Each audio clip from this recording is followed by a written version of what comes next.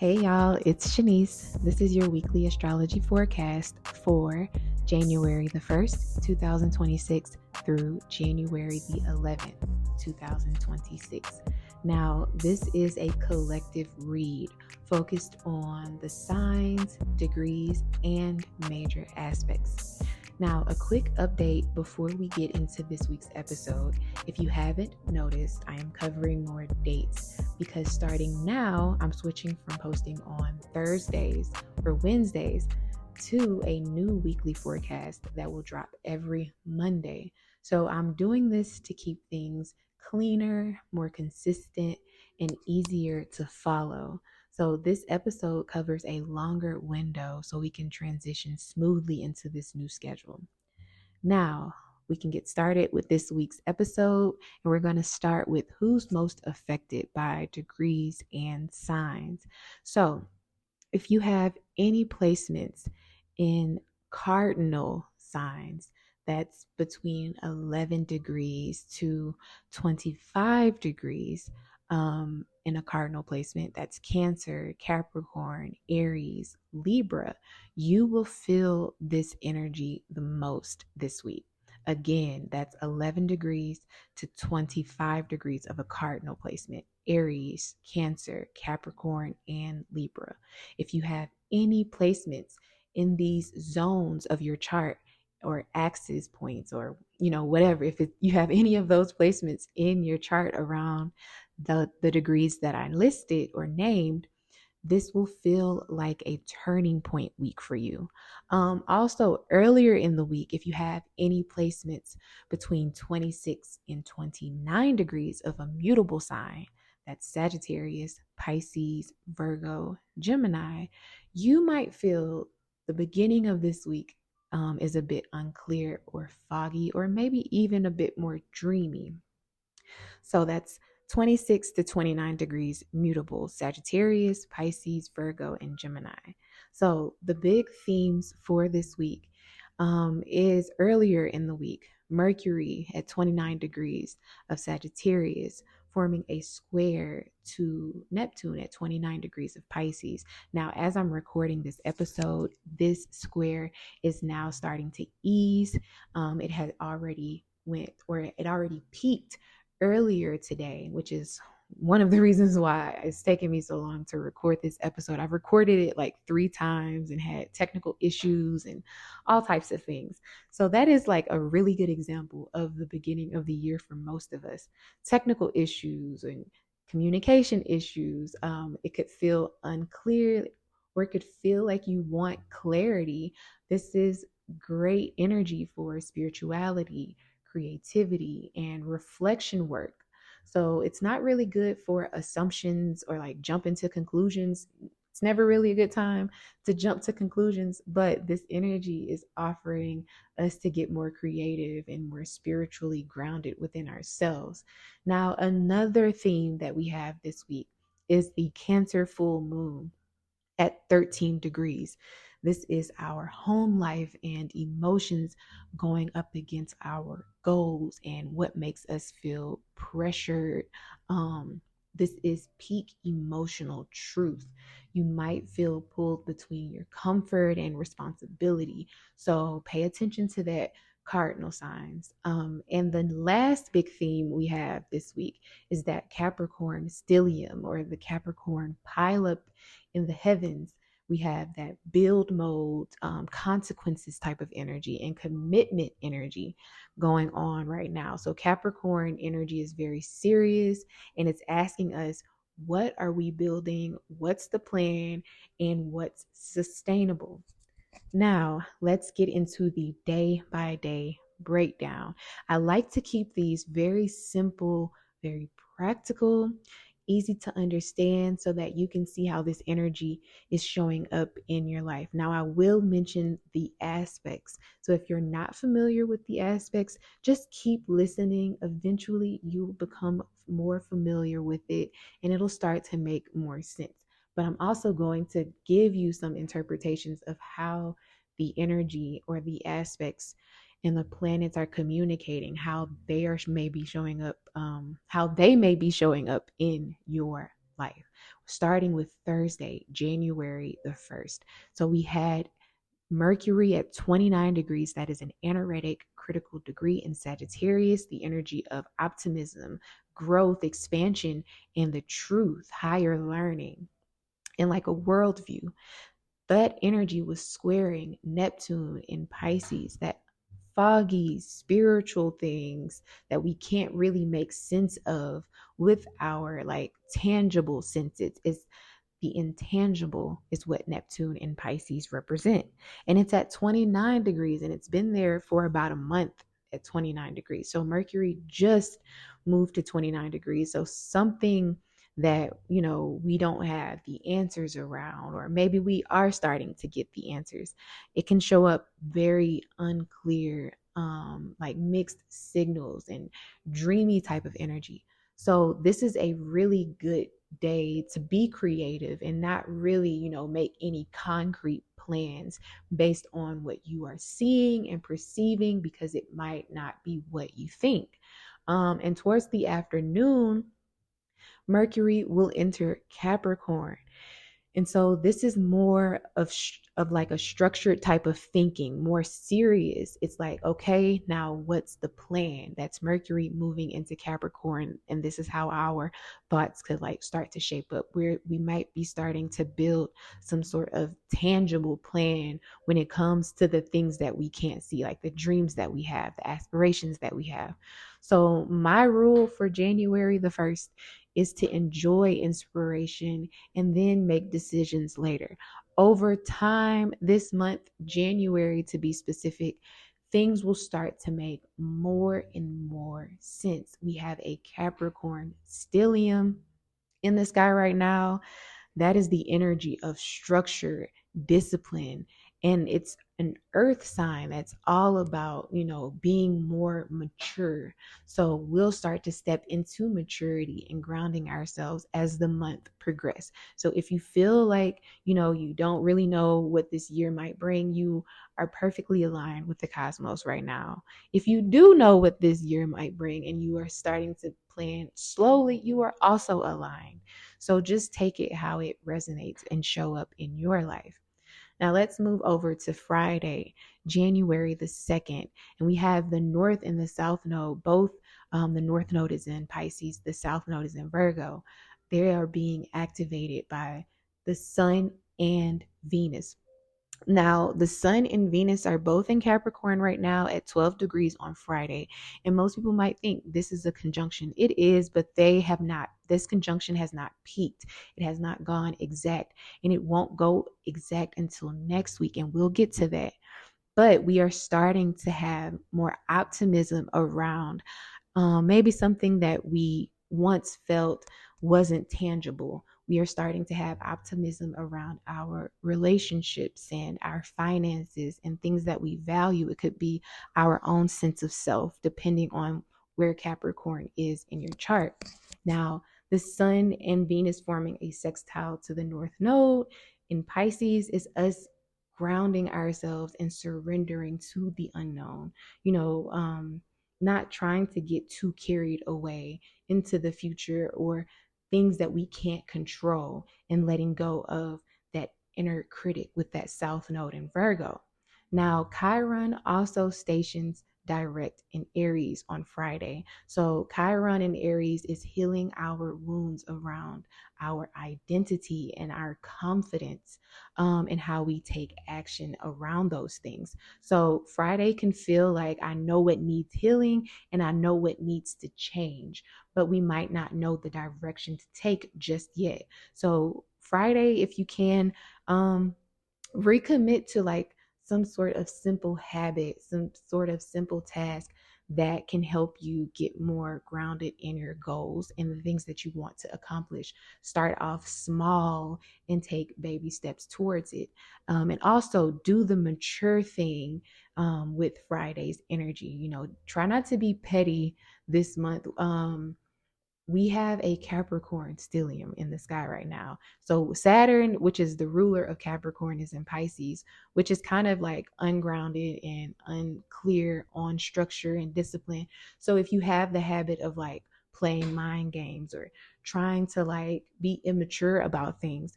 This month is asking you not to.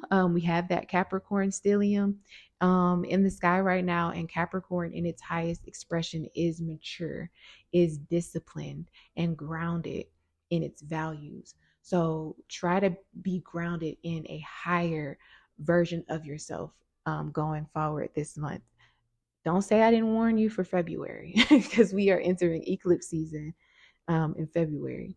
So watch out for some old wounds getting loud, getting poked, especially around your identity and confidence on Friday. Try to stay mature and authentic in who you are. Now, Saturday, January the 3rd, is the day of the full moon, which is one of the biggest themes this week. The full moon is in its home sign, Cancer, and it's forming a conjunction to Jupiter retrograde in Cancer. Even though the conjunction is not exact or it hasn't peaked, we will begin to feel this conjunction after the full moon peaks. So that's after the full moon goes exact. And then this full moon is forming an opposition to the Sun, Venus, and Mars, all in Capricorn. And then trining the North Node and the South Node. So the North Node again, Pisces, South Node, Virgo. So this is something around our emotional truth, our emotional needs, and emotional safety going up against responsibility, reputation, goals, pressure, and discipline. That's that Capricorn Cancer axis. So you might feel emotionally sensitive and want to play it off like you're not, play it off like, have a container for your emotions. I'm not saying that you shouldn't do that because this is a case by case basis. What I am saying is if you are always the type to play it off and act like you're not emotional, this full moon might be harder for you to do that. And if you are a bit more emotional, this full moon is offering a container for your emotions and your safety, especially if you are not validated and supported in that. So this is the energy of emotional intelligence in so many words. Cancer is the energy of emotions. Jupiter is exalted in Cancer right now, and it's retrograde, showing us where we can be more emotionally intelligent and mature with this full moon, highlighting the Capricorn house in our charts. So the best way to use this full moon is to name your real need, not what you think it should be, not what you fantasize about what it should be. That's that North Node, South Node being activated. This is actually setting a boundary around what you really need and making sure the people that you build vulnerable connections with can respect that boundary. This is also committing to a routine that supports your emotional stability. Now, watch out for overreacting from overwhelm with this full moon. Also trying to logic your way out of feelings, and also people pleasing and then resenting it later. A journal prompt that you can use for this full moon is, what do I need to do to feel safe and still move forward? So let's move over to Sunday, January the 4th. Now, this is kind of a day where we're coming off of that full moon intensity that it might have brought up. So we have the Cancer moon still in that full moon energy, forming a trine to Saturn and then Neptune in Pisces. Later, it will move into Leo and oppose Pluto in Aquarius. So this is an emotional processing insight, and then I need to express this type of day. It's a good day to rest and do some form of like creative reset. For me, I just got into crocheting, so I might use Sunday if I'm feeling emotionally sensitive for crocheting. Like I just might, do that instead. So don't force any heavy conversations. Do something creative, something that will get your mind off of trying to logic your way out of emotions. And if you're feeling your emotions too intensely, do something that will, get you out of your head and back into your body. Now, we're going to move over to the next week, and this is January the 5th through January the 11th. Again, this episode is a bit longer because I wanted to cover as much as I can, and I'm also doing like batch content. So, these will be recorded ahead of time and I'll post them every Monday. So we're going to start this week off fresh on Monday, January the 5th. Now, starting January the 5th is when the Capricorn house of our charts will be heavily activated. This is where, or the week, the Capricorn area of our lives really get ramped up. Starting Monday, January the 5th, the moon is in Leo. And there are no major transits on this day, but the moon will be talking to Chiron, forming a trine later in the day. So this is a good day for like confident affirmations, working on creative projects that we want to be seen and validated for, and some form of like gentle movement like yoga, stretching, even Pilates on Monday the 5th. Now, Tuesday, January the 6th, we have the sun in Capricorn forming a conjunction to Venus and the Leo moon forming a square to Taurus retrograding. I said Taurus, sorry. Uranus retrograding in Taurus, and then the moon enters Virgo.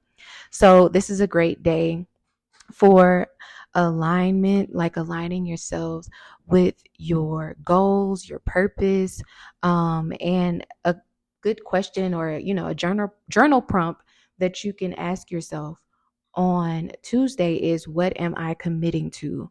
Again, this is a great day for like getting yourself aligned and planning.